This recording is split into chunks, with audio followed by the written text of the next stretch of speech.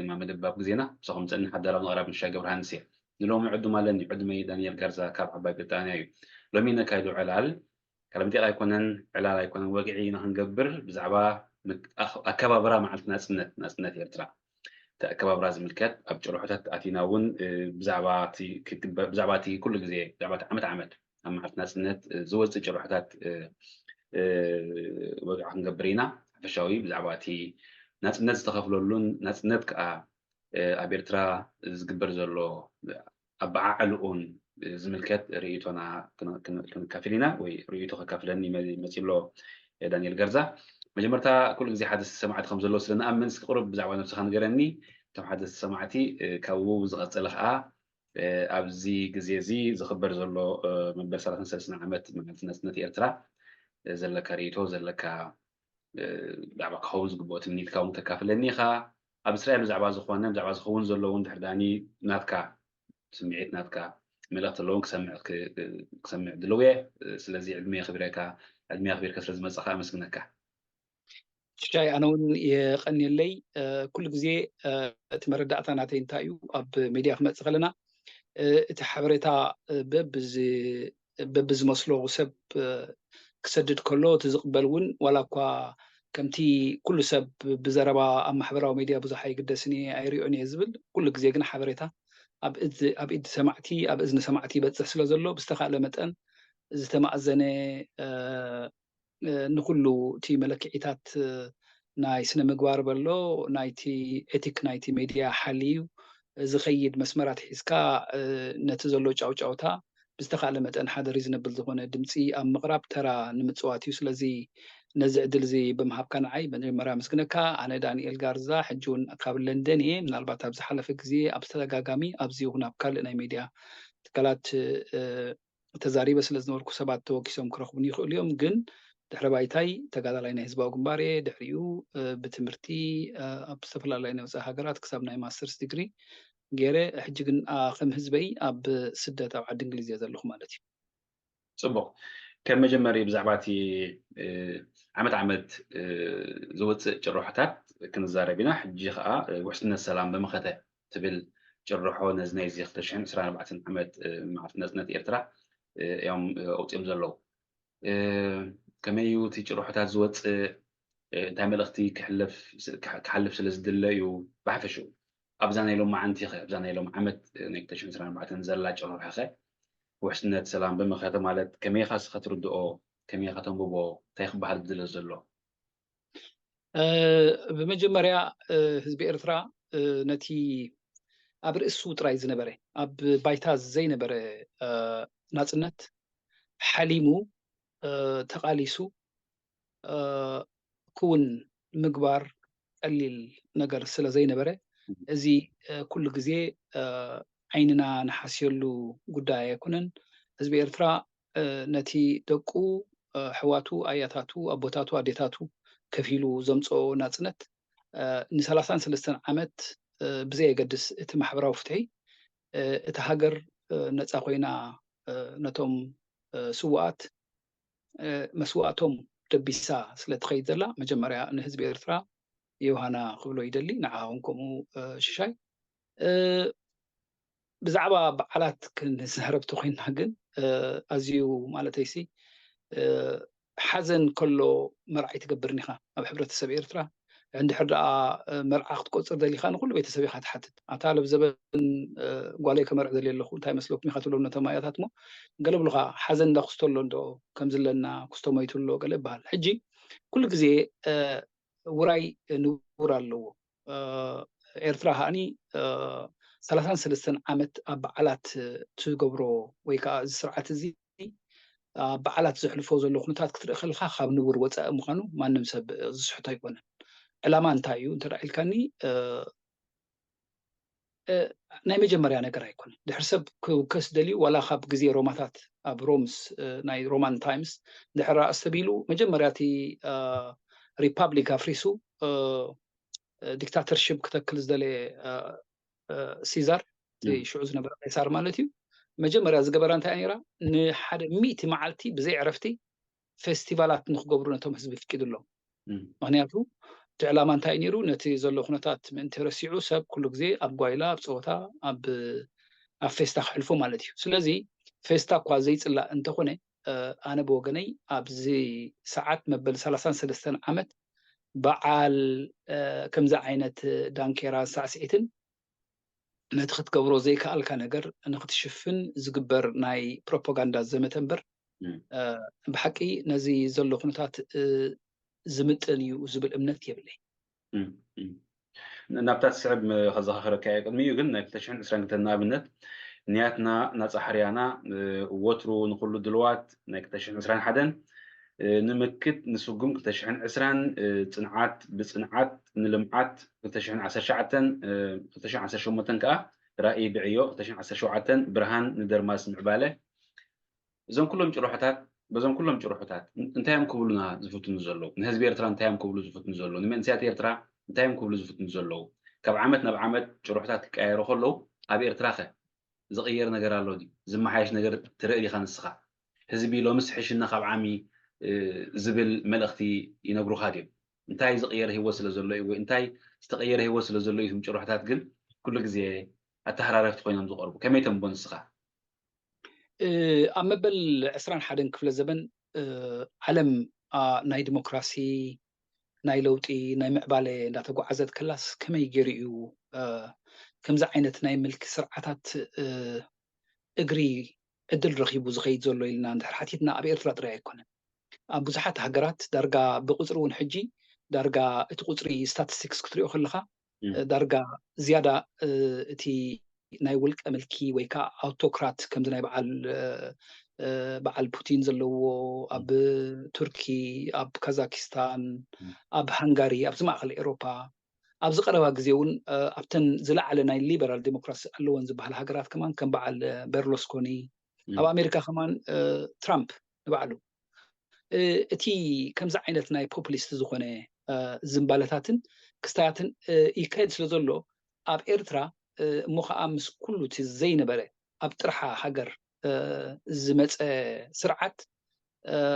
بزي تكال بزي زخونه يكون ناي ديمقراسي زمسل وي ناي تكالاو سرار حزمسل اب زي بول ستخله سرعت كابزي زغبرو دلو وصا خبر اي تصبيني خولا كوازين دليون تخنا حجي انتاي تيماتات انتلكانين انتاي تجرحوتات زمص ولا حنتي فلوي نغير يبلون ابانا طراي زرا يكونن ابوزحات كمزيوم بمجدي درجة كومونيستاو زمسل ناي محبرنتاو سرعتات وي كم زعينة حرنتاو قالسات كايدو خمص خلو اب كيوبا اب تشاينا اب كلن بعل كوريا قال ترى خيو بخمزي عينت الزبرقرق وي كأن تحنقول ناي سبعة زجز نابنت حجيز ناي مخته زبل درجة بكل حريناين ولا عند مخته تديلا صنعت تديلا نمكتاب زلنايو حجون كنقصلينا حجون عيننا وحكبل الله حجون كمزي كل جزء انت ايتدقسو جينا صلأ كلنا جينا ايقسنا زلنا جينا زغرر له معناته تناي فرهي بوليتيكاي تناي رعد بوليتيكاي تي مسارحي تي نجر انتايو كما يقرب يمزحبو بزما بالعسران حدا كل زمان ترى الكاني كل جزء تا فتيخه صليخه تا انتميديشن الله تا مفرح ግን ከኣኒ ኩሉ ግዜ እቲ መስሉይነት ኣሎ እቲ ምሕባ ኣሎ ሰብኣይ ኮይንካ ወፂኻ ኣብ ቅድሚት ኣነ ክገዝኣኩም እየ ካልእ ዝመፅእ ስርዓት የለ እንዳበልካ ይኮነ ሕጂ እንታይ ካ ትብል ፀላእ ኣለና በዚ መኸተ ኣለና ኣሜሪካ ኣላ ዓለም ከምዚኣ ትገዝኣና ስለዚ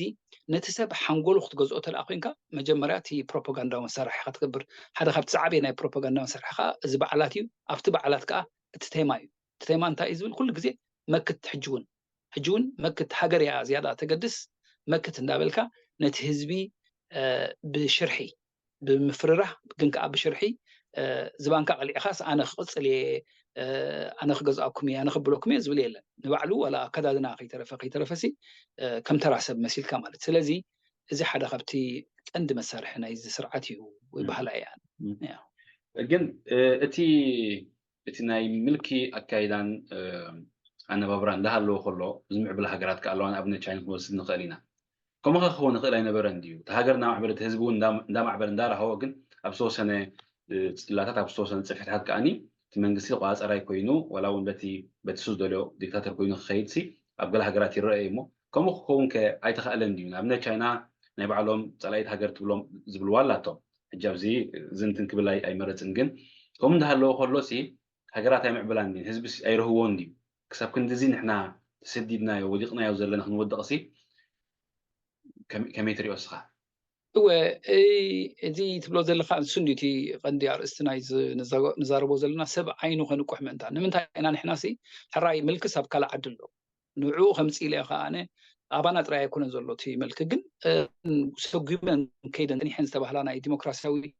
ትካላት ገይረን ፀንሓ ከማን ገለ ኣብቲ ናይ ኣውቶክራት ወይ ከዓ ኣብቲ ናይ ፖፑሊስት ዝኾነ ጋቨርንመንት ገለ ክኸደ ከሎ ኣትሊስት ግን እቲ ትካላት ሰሪሕንኦ ዘለዋ እቲ ንሕድሕዱ እንዳተሓናፈፀ ወይ ከዓ እንዳተጣማመተ ዝኸይድ ትካላት ግን ነቲ ምዕባለ ናይቲ ህዝቢ ነቲ ትምህርቲ ናይቲ ህዝቢ ነቲ ቁጠባዊ ምዕባለ ይኹን ነቲ ካልእ ነገራት ንባዕሉ እቲ ቴክኖሎጂ እውን ነፃ ስለ ዘሎ እቲ ቴክኖሎጂ እውን ንባዕሉ መተካእታ ናይቲ ዲሞክራሲ ኮይኑ ከም ሚድያ ከም ማሕበራዊ ሚድያ ክንገለሲ ንክሰርሕ ዝኽእል ባይታታት ፈጢረን እየን ኣባና ንምንታይ እዩ ከምዚ ዘይግበር እንተረኣ ኢልና ሓደ ካብቲ መሰረታዊ ሽግር ናይዚ ተፈጢሩ ዘሎ ስርዓት እንድሕር ዳኣ ምዕባለ መፂኡ ቦታ የብሉ ሓደ ካብቲ መቐፀልታ ንዕኡ ክቕፅል እንተደኣ ኮይኑስ ሰብ ክጠምቕ ክኽእል ኣሎ ሰብ ክመሃር የብሉን ሰብ ክንቀሳቀስ የብሉን ሰብ ኩሉ ግዜ ርእሱ ከድና ኣለዎ ሰብ በቀለልቲ ነገራት ክሓስብ ክኽእል ኣሎ እንድሕር ዳኣ ከብዱ ዘይፀጊቡ ሰብ ከዓኒ ፈፂሙ ወላ ሓንቲ ካልእ ክሓስብ ኣይክእልን ባኒ እዩ ዝሓስብ ፈሓም 40 ቅርሺ ንኩንታል ኮይና ኣላ ንኪሎ ኮይና ኣላ ባኒ የለን ሎ መዓልቲ ፅባሕ ጋዝ ኣሎ ጋዝ የለን ኤሌክትሪክ ኣላ ኤሌክትሪክ የለን ስለዚ ምዕባለ ሓደ ካብቲ መሳርሒ ናይ መግዛእቲ ስለ ዝኾነ እንድሕር ማዕቢሉ እሞ ሰብ ክሓስብ እዩ ከግፍሕ እዩ ክርኢ እዩ ክጥምት እዩ ክዓቢ እዩ ስለዚ ቦታ የብሉ እቲ መልክ ማለት እዩ ስለዚ ተፈቲኑ ድዩ ግን ኣይተፈተነን እኮ ከይተፈተነ ከሎ ከመይ ጌርካ እዩ መደምደምታ ተዋሂብዎ ምክንያቱ እቶም ኣብ ስልጣን ዘለዉ ሕጂ ኮን ከምኡ ወዲኦሞ ምክንያቱ ዝነበርናዮ ዓመታት ነዊሕ ስለ ዝኾነ ኣይተፈተነን እቲ ህዝቢ ኣይረሃቦን እቲ ህዝቢ ክምዕብል ነፃ ኮይኑ ክነግድ ኣይተፈተነን እተን ዓመታት ኩለንሲ እንዳኸፈ ኣብ ዝተሓተ ደረጃ እየን ኣብፂሕናና ዘለዋ ሕጂ ብዛዕባ ዘይተፈተነ ነገር ከመይ ገይሮም ግልፅኛት ኮይኖም ናብ ናይ ምፅቃጥ መንገዲ ክኸዱ ወሲኖም ከመይ ቶም ንስኻ ብሓቂ ኣይተፈተነን ክንብል ኣይንኽእል ኢና ኣብ ዝኾነ ሕብረተሰብ ማለተይሲ ቀዳይ ነገር እዚ ሕጂ ኣብ ስርዓት ቀፂሉ ዘሎ ውልቀ ሰብ ውልቀ መላኺን እቶም ንዕኡ ዝደጋገፉ ዘለውን ካብ ዜሮ ዝበቐሉ ሰባት ኣይኮኑን ቅድሚኡ ናይ 30 ዓመት ተመክሮ ናይ ገድሊ ነይሩ ኣብቲ ገድሊ እውን እኮ እቲ ማይክሮኮዝም ናይቲ ሃገር እዩ ማለት ኩሉ ነገር ኣሎ እንተበልና ምናልባት ፓላሶ እንተደየለስ ገዛውቲ ኣሎ ካልእ ተደየለስ ካልእ ኣሎ ማለት እዩ ስለዚ ብመጠኑ ኣብኡ ተመክሮ ተወሲዱ ተመፂ እቲ ምፅቃጥ ስጋዕ ክንደይ ከም ዘስርሕ እቲ ማእከልነት እቲ ዲሞክራሲያዊ ማእከልነት ገሌሎም ዝጀመርዎ ብሰውራ ናይ በዓል ቻይና ብካልእ ዝመፀ ነይርዎ እዩ ባይታ እኮ ነይሩ እዩ ሕጂ ኣብ ኤርትራ እውን ካብ 91 ክሳብ 96 ዝነበረ ግዜ እውን ገለ ኣንፈታት ናይ ምዕባለ እውን ተራእዩ ብዙሓት ሰባት ካብ ደገ ኩሉ ናብርኦም ራሕሪሖም ኣብ ኤርትራ ትካላት ክገብሩ ገዛ ክሃንፁ ኣብ ኢትዮጵያ ዝነበሩ ወተሃደራት ንዓድና ከነገልግል ኢሎም እስካዕ ጀነራላት ዝኣኽሉ ኣብ ጎንና ኮይኖም ዝሰርሑ ብዙሓት ሰባት ናብ ኤርትራ መፅኦም እዮም ሕጂ እዚ ኩሉ ምስ መፀ እዚ ኩሉ እኮ ይርአ እዩ ዘይርአ ኣይኮነን ሰብ ሕጂ እቲ ስርዓት ነዚ ምስ ረኣየ ወይለይ እዚ ደኣ ካብ ቁፅፅርና ወፃኢ ከይድ ኣሎ እንዲ እዚ ደኣ ሰብ እኮ ኣይደልየናን እዩ ስለዚ ከምዚ ተኮይኑ ስርዓት ክሓትት እዩ ከምዚ ተኮይኑ ካልእ ክሓትት እዩ ከምዚ ተኮይኑ ካልእ ክሓትት እዩ ስለዚ እንታይ ክመፅ ማለት እዩ ረህዋ ክመፅ እዩ ሕጂ እቲ ኩሉ ሻዕ ንዛረበሉ ምናልባት ኩሉ ሰብ ደይሰማዓሉ እቲ ናይ ዶብ ኩናት ክመፅኡ ናይ ይነበሩ ናይ ዶብ ኩናት ሓደ ካብቲ ነዚ ምዕባለ እዚ ወይ ከዓ ነቲ ተፈቲኑ ዝነበረ ምንቅስቃስ ናይ ኤርትራውያን ንዕኡ ንምግታእ ወይ ንዕኡ ንምቁራፅ ዝተገብረ ነገር እዩ ካልእ እቲ ቅዋም ከምኡ ምስኡ ሕጂ ዋላ እኳ ኣይተፈተነን ተበልና እቲ መንግስቲ ከምኡ ዓይነት ወይ ከዓ እቲ ስርዓት ከምኡ ክገብር እንተደይፈተነ ነታ ብመጠኑ ዝነበረት ረህዋ ምስ ረኣያ ግን እቲ ህዝቢ ዝገበሮ ኣብ ዳግመ ህንፃ በሎ ኣብ ካልእ ነገራት መዓት ትካላት መዓት ገለ ክገብር ሓኸት ኮቲሉ ገሊእስ ወረ ጠቕሊሉ ወረቃቕቱ ገዲፉ ብደገ ንኤርትራ ኣትዩ ገዛውቱ ሃኒፁ ሓደ ነገር ክገብር ነታ ሃገር ከማዕብል ንዕኡ ከዓ ክምዕብል ብዙሕ ፈተነታት ተገይሩ እዩ ስለዚ ኣይተገብረን ክብል ኣይንኽእልና ነይሩ እዩ መጠኑ ዋላ ይኹን እዞም ትብሎም ዘለካ ፈተነታት ግን ንምዕባለን ንዕቤትን ንሕውየትን ናይ ነብሲ ወከፍ ሰብን ናይቲ ሃገርን ዳኣ እምበር ናይቲ መንግስቲ ህላወ ዝፀረሩ ድዮም ነይሮም ከምኡ ነይሩ ንዕኡ ዘስግኡ ድዮም ነይሮም ሰብ ነፃ ኮይኑ ክሰርሕን ክዓብን ሃገሩ ከማዕብል دقالون يرو تفتنا بركم سبلن زلخا نمنجستي زتأموتون نمنجستي خليه يقولون ويكا تي هزبا جنبار زبال شعوب حدش ودب نبرة نعود مفتان نيروم ديو كم تمكرو نيرو ديو كلمتي وراريز بلا كازلخو ጽቡቕ ኣለኻ ብቐጥታ ኮዩ ማለት ሲ ኣብ ዓድና ብዛዕባ ምሕደራ ናይ መንግስቲ ከምዚ ሓደ ዘይምልከተካ ወይ ከምዚ ናይ መንግስቲ ስራሕ እዩ ገለ ኢልና ኢና ንርድኦ ወይ ከዓ ከምኡ እዩ እቲ መረዳእታ ፀኒሑ እቲ ንቕሓት ኣብ ደገ ዘሎ ግን መንግስቲ ንህዝቢ ከገልግል እዩ ዝመፅእ ኣብ ትሕቲ መንግስቲ ኣኾታስ ወናኒ ናይቲ ሃገር እቲ ህዝቢ ኮይኑ ከም ሓደ ማናጀር ናይቲ ትካል ከዓኒ ከመሓድረልካስ ነቲ መንግስቲ መሪፅካ እቲ ኤክዚኪቲቭ ፓወር ትቦ ማለት እዩ ሕጂ ኣብዚ እቲ ጉዳይ ተጋማጢሉ እዩ ሕጂ እቲ ስርዓት ብምሉኡ እቲ ዋኒን ናይቲ ሃገር ኣብ ኢዱ እንድሕር ኣትዩ እቲ ህዝቢ ዋንነት እንድሕር ዘይብሉ ትብልሽውና ምስ ዝተፈላለየ መንገድታት ክንሪኦ ንኽእል ማለት እዩ ሕጂ ንኣብነት ናይ ወፃኢ ሸርፍታት በሉ ኮንትራክትስ በሎ ዓበይቲ ነገራት ኣሎ ብዙሕ ነገራት ካብ ደገ ዝመፅእ ንደገ ዝኸይድ ሓገዛት ዝመፅእ ናይ ግዳም ሓይልታት ምስ ናይ ፖለቲካዊ ሓይልታት ምስ ገለ ዝግበር ዝነበረ ነዚ ስርዓት እኮ ካብቲ መጀመርያ ዝነበሮ ናይ ኢንሰፕሽን ቦትኡ ኣውፂኡ ኣብ ካልእ ደረጃ ዘሰጋጊርዎ እዩ ምክንያቱ ብኣግኡ ከሎ እቲ ስርዓት ዝገበሮ ምንቅስቃሳት ንማእኸላይ ኣፍሪቃ በሎ ኣብ ሱዳን በሎ ኣብ ካልእ ሕጂ ዓይኑ እንዳንቆሐ ኩነታት እንዳረአየ ወይለይ እዚ ኸ ኣሎ ባይ ወይለይ እዚ ኸ ኣሎ እንዳተባሃለ ዓይኑ ከግፍሕ ከም ዝኸኣለን እቲ ዝነበሮ መብፃዕታት ኩሉ ግዜ እንድሕር ተሰብሎ ነርካ ዓመት ወላ ኢሳያስ ወፂኡ ኣብ ቅድሚ ህዝቢ ሕታት ይዛረብ ነይሩ እዩ መጀመርያ ምክንያቱ ነይሩ እቲ ኤሌመንትስ ናይ ገለ ማለት እዩ ናይ ዋላ እኳ ከምቲ ዝድለ ታሽ እንተዘይኮነ ሕጂ ካብ ግዜ ናብ ግዜ ግን እንዳቀየረ ምክንያቱ እቲ ፖለቲካዊ ሓይልታት ዘረባታት መፅኡ ጋዜጣታት ተኸፊተን ሕጂ እቲ ኣብ መንጎ ዝነበረ ፍሕፍሕሎ ኣብ መንጎ ህዝባዊ ግንባር ኣብቶም ናይ ሰብ ስልጣን እውን እቲ ናይ ስልጣን ናይ ምትሕትታት ናይ ዲሞክራሲ ናይ ቅዋም ናይ ገለ ሕቶታት ክለዓል ምስ ጀመረ ናይ ግድን እዩ ወላ ነቲ ህዝቢ ዝጠመተ ተደብር መጀመርያ ስልጣንካ ንምርግጋእ ናይ ግድን ምልክ ክትገብር ስለ ዝነበረካ እዚ እውን ሓደ ካልእ ኤሌመንት ነይሩ ወይ ስለዚ ቁጠባ ጥራይ ዘይኮነ ዋላ እቲ ስልጣን ፖለቲካዊ ስልጣን በዓል እውን ኣብ ምልክት ሕቶ ክኣቱ ምስ ጀመረ ዝመፀ ጉዳያት እውን ነይሩ ይኽእል ይኽእል እያ ፅቡቅ ሕጂ ኣብዚ ናይ ናፅነት ኣበዓዕላዊ ኣተገባብራ ወይ ከዓ ኣከባብራ ንምፃእ እዞም ኩሎም ትብሎም ዘለካ ከም ድሕረ ባይታ ተጠቒምና እቲ ከባብራ ኸ ዓመት ብከምዚ ዝኽበሮ ዘሎ ንክኽበር ብዘይካ ተቐድመ ኣቢልካ ዝጠቕሶ ዝፅንሕካ እንታይ ኣሎ ካልእ ክኸውን ዝኽእል ምክንያት ብወገን እቲ ህዝቢ ኸ ብፍላይ ሕጂ እቲ ብዙሕ ባንዴራ ክትሪኦ ከለካ እቲ ኣገባብ ክትሪኦ ከለካ ወላ እውን ናይቲ ኣብ ስልጣን ዘሎ ሰብ ስእሊ ኣቐድመ ኣቢልካ ሒዝካ ምኻድ እውን እንዳተለምደ ይኸይድ ኣሎ ሕጂ ዘይነበረ ከመይ ትሪኦ ኣለካ ስኻ እቲ ኣተገባብራን በዓዕላን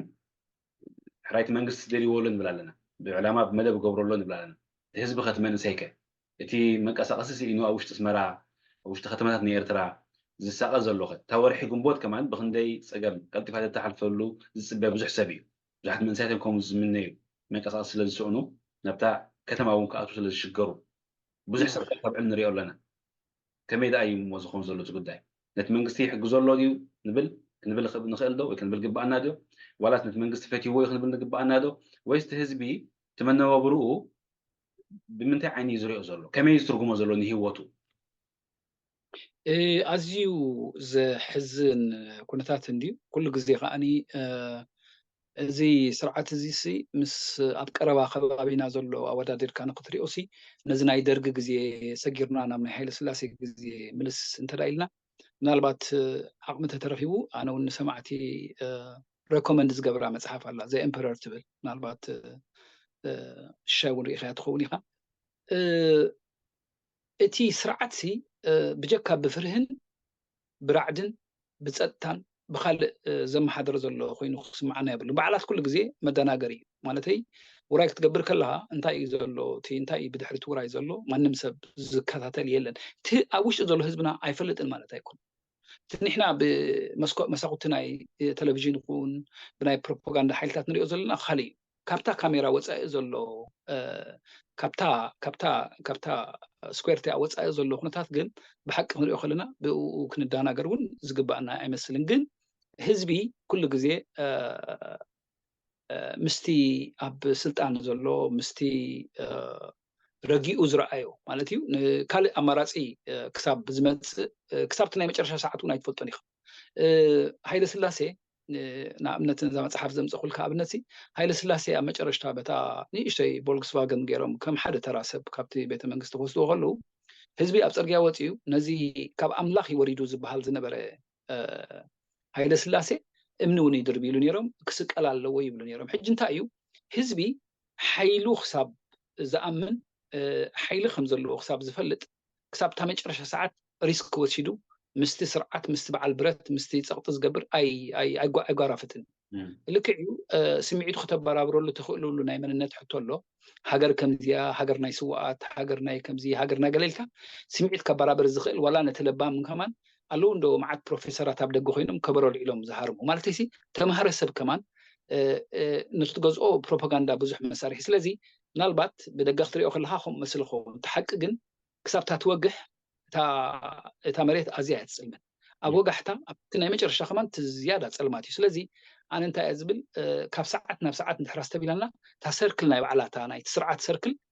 ኣብ ምንታይ በፂሓ ከም ዘላ ሰብ ከስተብል ኣሎ ኣብዚ ቀረባ ግዜ ካብቶም ዓበይቲ ሓለፍቲ ሚኒስተራት ደረጃ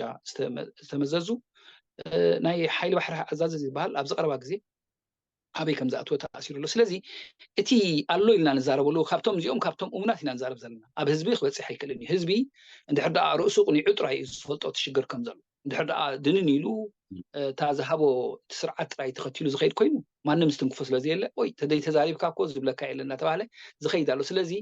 እቲ ኢንቲሚዴሽን ቀሊል ጌርና ክንወስዶ የብልና ፍርሂ እቲ ዝዓበየ መሳርሒ ናይ ስርዓት እዩ ከመይ እዩ ትፍርሂ ዝኣቱ ግን ዓዊልካ እንዳተዛረብካ ኣይኮነን ብውሽጢ ውሽጢ እዩ ሬሳ ናይ ሰብ ካብ ደገ ከማን ከእቱ ዘይክእል ስርዓት ኣብ ውሽጢ ሃገር ንዘሎ እንታይ ክወርድ ከም ዝኽእል ክንርዳእስ ኣለና ስለዚ እቲ ኢንቲሚዴሽን ተሓሒትና ይንርኣዮ ባህላ እያ ናብ መጨረሻ ገጽና ክንከይድና ዝተረፈተሎ እንዳመላኻት ከይድ ኢኻ ወላ ኮ ወኪል ሓሲበ እንተነበርኩ ግን ትዕላልካ ኣብ መንጎ ኣትየ ክርብሸካ ወይ መንጎ ኣትየ ናተይ ሓሳብ ክካፍል ገለ ኣይደረኸንን ስለዚ ብከምዚ ክንቅፅል ኢና ኣብዚ ግዜ እዚ ኣብ ደገ ዘሎ ኤርትራውያን መንእሰያት ብፍላይ ኣብ እስራኤል ዝሓለፈ 9 ወርሒ ወርሒ 5 ዘጓነፈ ርኢና ኢና ሕጂ እውን ኣብ ዝቕርብ ሰዓታት ዝሓለፈ ትማሊ ልቂት ማሊ እውን ኣዝዩ ኣስካሕካሕ ዝኾነ ባእስን ዕግርግርን እዩ ዘሎ ኣብ ከምዚ ኩነታት እንዳሃለዎ ከሎ እዩ ከዓ ኣብ ደገ ዘሎ ኤርትራውያን ኮነ ኣብ ውሽጢ ዘሎ እውን ብከምዚ ዓይነት ናይ ኣከባብራ ኣገባብ ዝኽበር ዘሎ መዓልቲ ናፅነት እቲ መንግስቲ ብዛዕባ ዜጋታቱ ንምንታይ ሓሰበኒ ንክንሓትት ሕጂ ግዜኡ ሓሊፍዎ እዩ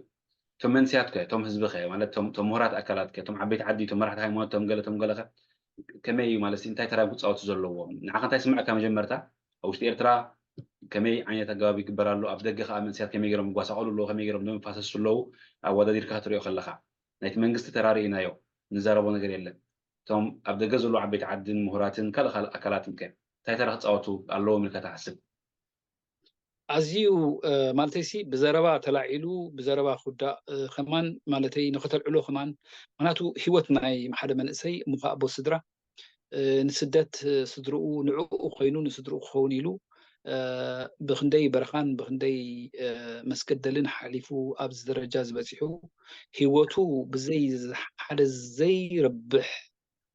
ዕላማ ብዘይብሎም መንእሰያት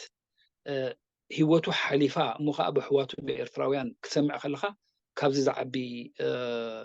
ዝዓቢ ጓሂ ካብዚ ዝዓቢ ማለተይ ስን ክትዛረበሉ ውንሲ ይሕንኸካ እዩ ምክንያቱስ ብዘረባ ትመልሶ ወይ ብዘረባ ጥራይ ትድምድሞ ነገር ከይከውን ትፈርህ ማለት እዩ ግን ከዓኒ ሰብ ካብዚ ዓለም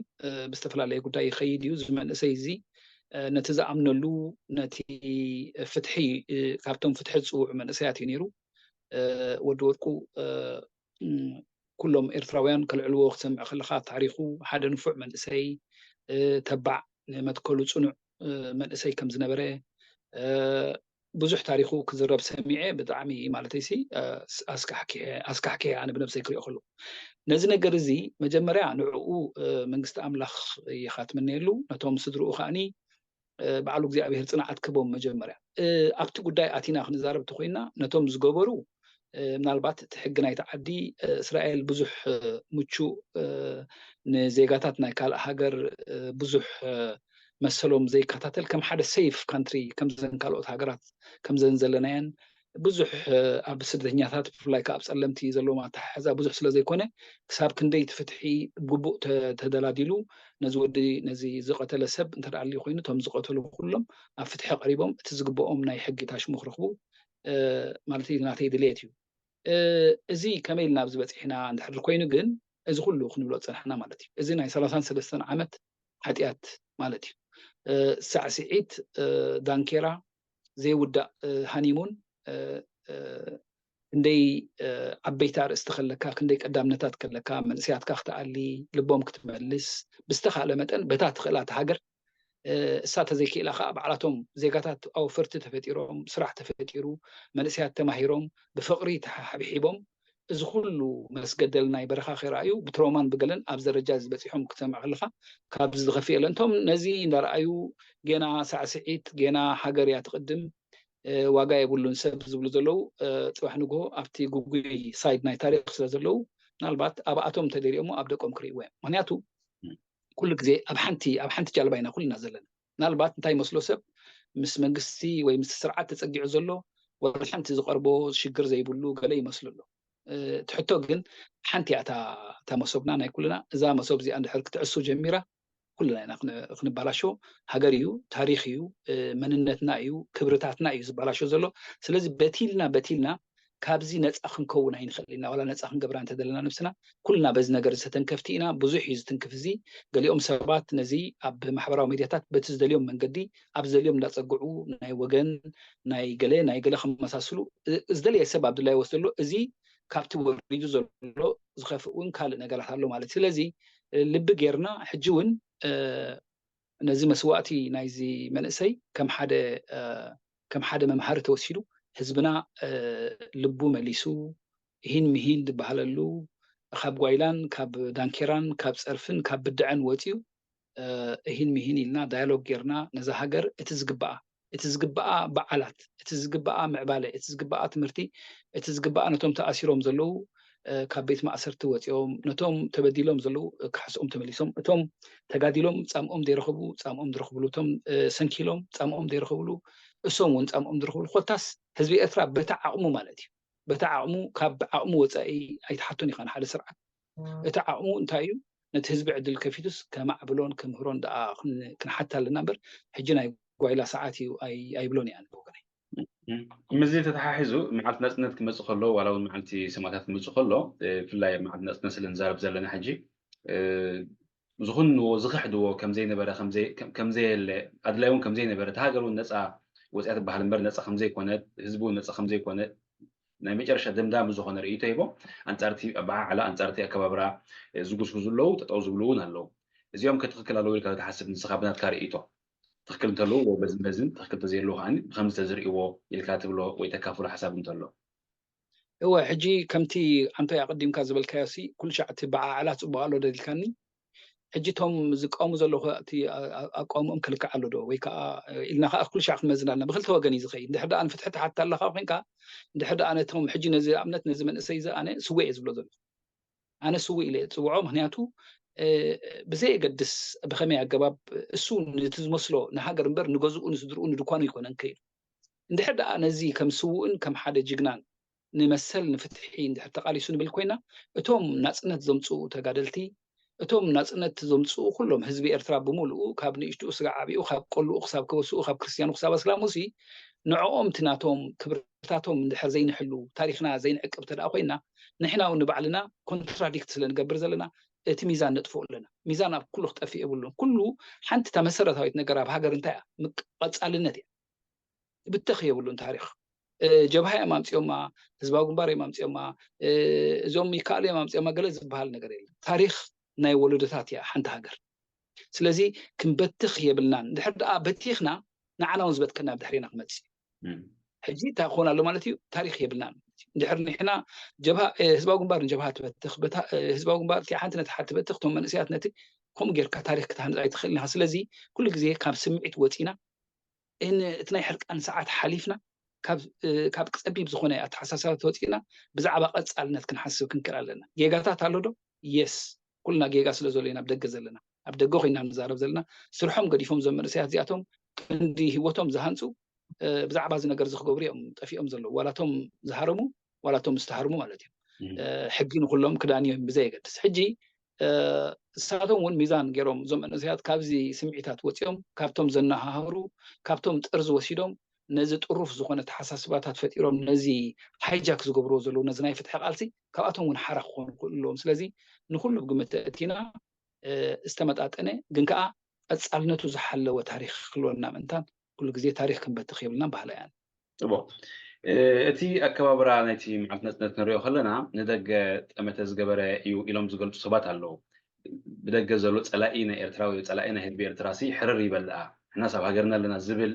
ዘምስል መልእኽቲ ንምሕላፍ እምበር ህዝቢ ጠፊኡ ወይ ኮነ እንታይ ይነብር ከም ዘሎ ገለ ዝብል ርእቶ እውን ይወሃብ እዩ ንስኻ ከመይ ተንብቦ እቲ ብልክዕ ንደገ ዝዓለመ ድዩ ዋላ ተሰሚዕዎ እዩ ዝነብሮ ዘሎ ይነብሮ ስለ ዘሎ እዩ ከምኡ ዝገብር ዘሎ ኢልካ ተኣምን ኩሉ ግዜ ዝግበር ኣከባብራሲ ንደገ ዝጠመተ ምዃኑ ወይ ምስ ዝብልዎ ተሰማማዕ ዲኻ ንስኻ ከመይ ትሪኦ እወ እቲ ኩሉ ንብሎ ዘለና ፕሮፓጋንዳ ምዃኑ ማንም ሰብ ዝሕቶ የለን እንድዩ ንደገ እውን ክኸውን ይኽእል እዩ ብኡ መጠን እውን ሓደ ሓደ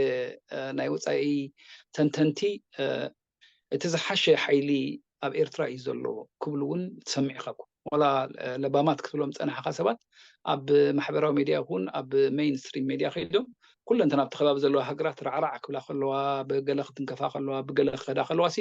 ሓደ ሓይሊ ሒዙ ዘሎ እቲ ስርዓት እዩ ገለ ክብሎ ሰምዕ ከለኻ እዚ ኢምፕሬሽን ገይሩሎም ኣሎ ማለት እዩ ካልእ ኣዘራርባ ንሳቶም እንታይ ኣምጥሙቱ ዘለዉ እቲ ሓንቲ ሃገር ከም ሃገር ኮይና ትቕፅል ኣላ እቲ ማሕበራዊ ፍትሒ እቲ ህዝቢ እቲ ዝኽፈል ዘሎ ዋጋ ግን ዋጋ የብሉን ስለዚ እንታይ ዘገድሶም ንዕኦም እቲ ናቶም ኢንተረስቲ ዘገድሶም ማለት እዩ ዋላቶም ብደገ ዘለዉ ሕጂ በዚ ዓይነት ክሪኦ ከለኻ ልክዕ እዩ ንደገ ኢምፕሬሽን ፈጢሩ ጥራይ ዘይኮነ ከምዚ ዓይነት ዘደናግር ምልክታት ብፍላይ ምዛ ኣብ ሱዳን ተፈጢሩ ዘሎ ኩነታት ሕጅስ እታ ዝረገአት ኤርትራ ተባሂላስ ከምኡ ዝጥቀስ ነገራት ኣሎ ግን ሓቂ እንታይ እዩ ምስልካ እንታይ እዮም ዝብልዎ እዞም ዓድናሲ ጎፍጋፍ ከልብሲ ወይ በጊዕሲ ኣለ እንዳልካዮ ይመውት እንዲዮም ዝብሎ ሕጂ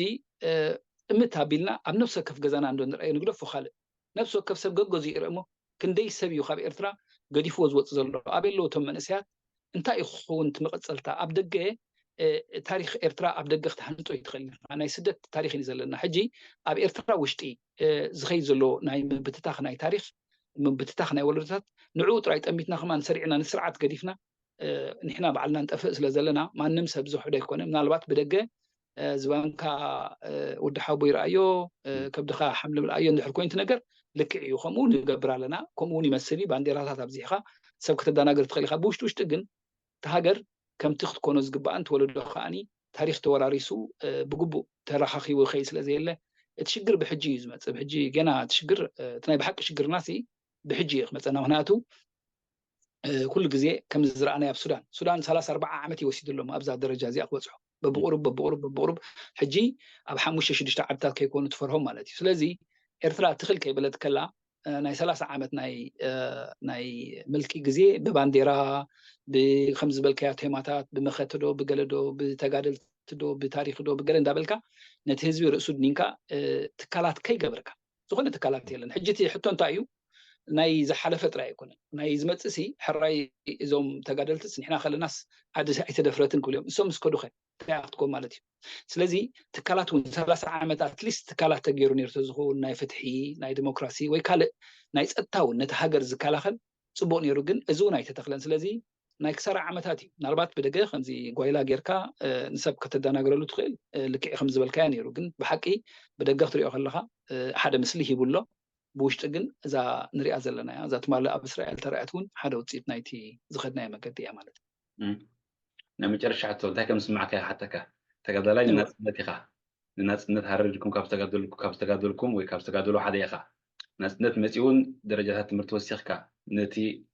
ክውን ናፅነት ብተግባር ብትምህርቲ ንኸተገልግል ካብ ነገርካ ንቅድሚ ሕጂ ተመርኪሰ ይዛረብ ዘለኹ ኮይኑ ግን ኣብ ስደት ኢኻ ዘለኻ ኩሉ እቲ ዝሓለምካዮ ኩሉ እቲ ዝተጋደልካዮ ኩሉ እቲ ዝተምሃርካዮ ኣብ ሃገርካ ክትሰርሖ ክተርእዮ ወይ ከዓ ወረስቲ ትረኽበሉ ይከኣልካ እንታይ ይስማዓካ ብጣዕሚ ሓደ ካብቲ ኣዝዩ ኩሉ ግዜ ዘጉሂ ሰብ ኣይመስሎን እዩ ሰብ እንታይ ድመስሎ ደገም ስወፀኻ ኮታቲ ንስጋ ዘድሊ ማለት እዩ መዓልታዊ ሂወትካ ዘድሊ ኩሉ ብቐሊሉ ትረክበሉ ዓዲ ስለ ዘለና ኣብድላይና ንንቀሳቀስ ኣነ ሎሚ ንኣሜሪካ ከይድ የተይለስ ኣብዘይ ውዳእ ኣቢለ ምሳኻሲ ኣብ ኦንላይን ኣትየ ሓንቲ ቲኬት ቁርፅ ኣቢለ ንኣሜሪካ ተበጊሰ ተደልየ ንኣውስትራልያ ተደልየ ንጃፓን ኣብ ድላይ ዓደይ ክኸይድ ድላይ ዓይነት ናፅነት ኣብ ዘለዎ ቦታ የሰፍር ዘለኹ እዚ መዐቀኒ ናይ ሓደ ሓጎስ ክኸውን ይኽእል እዩ እዞም ኣብ ኤርትራ ተወሊድና ኣዋዓቢና ጥራይ ዘይኮናስ ብዓቕምና ቁርብ ኣብቲ ናይ ገድሊ ዓለም ምስ ኩሉ ማሕበረሰብ ኤርትራ ካብ ኩሉ ከባቢታት ማለት እዩ ባዕሉ ኣነ ካብ ከተማ ወፂና ከይድና ካብ ኩሉ ከባቢታት ናይ ኤርትራ ምስ ኩሉ ኤርትራዊ ተላሊና ማእቶት እንታይ ምዃኑ ተማሂርና መስዋእቲ እንታይ ምዃኑ ተማሂርና ቅድሚ ሰብ ተወፋይነት እንታይ ማለት ኣርዮምና ዝሓለፉ ዓበይቲ ኣሕዋትና ኣዕሩኽትና መሰቱና ዝሓለፉሉ ታሪክ ንዕኡ ከይዘከርና ንኸይድ ሰባት ኣይኮነ እንስሳ ስለ ዘይኮንና ማለት እዩ ሕጂ ኣነ እንታይ ከምዚ 100 ካብ 100 ታሽሙ የብለይ ምናልባት እዞም ንሕና ዋጋ ንኸፍል ንህሉ ንኸውን እቶም ብድሕሪና ዝመፁ ዘለዉ መንእሰያት ነቲ ታሪክ ናይ ሕማቕ ናይ ምልክ ታሪክ ጥራይ ገይሮም ከይወስድዎ እየ ኣነ ዝፈርሕ ዘለኹ ንዓይ ዘፍርሃኒ ንዓይ ዘስጋእኒ ንሱ እምበር ኩሉ ግዜ ነበርቲ ይኮንና ንሕና እውን ፅባሕ ምስክድና ካልኦት መንእሰያት ካልኦት ዝውለዱ ዘለዉ ዓብዮም ሃገር ክትቅፅል እያ ኣነ ከምኡ ኢት ናተይ መረዳእታ እቲ ዘሰክፈን ነገር ግን ታሪክ ናይ ኤርትራ ግን ታሪክ ናይ ምልኪ ታሪክ ናይ ምእሳር ታሪክ ናይ ገለስ ክኸውን ኣይነበሮ እቲ ታሪክ እቲ ይሰግር ከይህሉ እሞ ምናልባት ንሱ ቁርቢ የሰክፈካ ምክንያቱ ድሕሪ ታሪክ ዝመፅእ ምቕፃል እንታይ ዓይነት ታሪክ ክኸውን ከዓ ነብሱ ዝኽኣለ ነገር ኣሎ ካልእ ንዓይ ቁርብ ኣሰክፍ ዘብለኒ ወይ ከዓ እንዳተረስዐ ከይከይድ ዘስጋእኒ ናይዞም ኣብ ቤት ማእሰርቲ ዝበልዩ ዘለዉ ጀጋኑ ጥራይ ዘይኮኑ ዋላቶም ንጹሃት ብሃይማኖት ብካልእ እምነታት ብካልእ ተኣሲሮም ተረሲዖም ዘለዉ ንሶም ንክርስዑ ዝግበር ዘሎ ሓቐነታት ክሪኦ ከለኹ ሕሉፍ ሓሊፎም ኣብ ዝቐረባ ግዜ ገለ መንእሰያት ግበሩ ተባሂሎም ማለት እዩ ኣብ ቲክቶክን ገለን ከዓኒ እዚኣቶም ዳ ካልእ ግብኦም ነይሩ እዚኣቶም ሲ ክጠፍኡ እውን ዝግብኦም ነይሩ ዝብሉ ክሰምዕ ክርኢ ከለኹ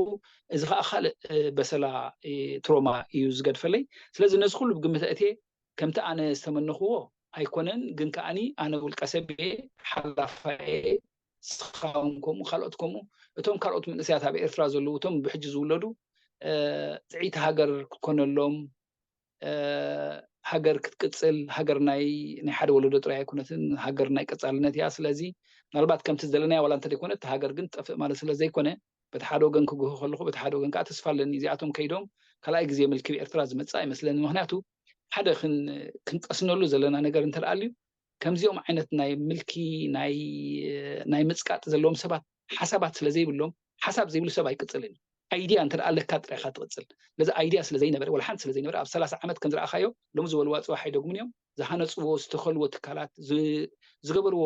ዝርአ ነዚ ሕብረተሰብ እዚ ካብ ሓደ ቦታ ናብ ካልእ ዘግዕዝ ነገራት ከይገበሩ ስለ ዝሓለፉ ዘስግእ የብለይ በቲ ሓደ ወገን ከዓ ከም ዝብለካ ኣብ ግዜና ባዕልና ዝረኣናዮ ናይ ምእሳር ናይ ምክልባት ናይ ስደት ናይ ሞት ናይ ከምዚ ሕጂ ንሪኦ ዘለና ኣብ መንጎ ኤርትራን ዝፍጠር ዘሎ ነገር ክትርኢ ከለካ ከዓ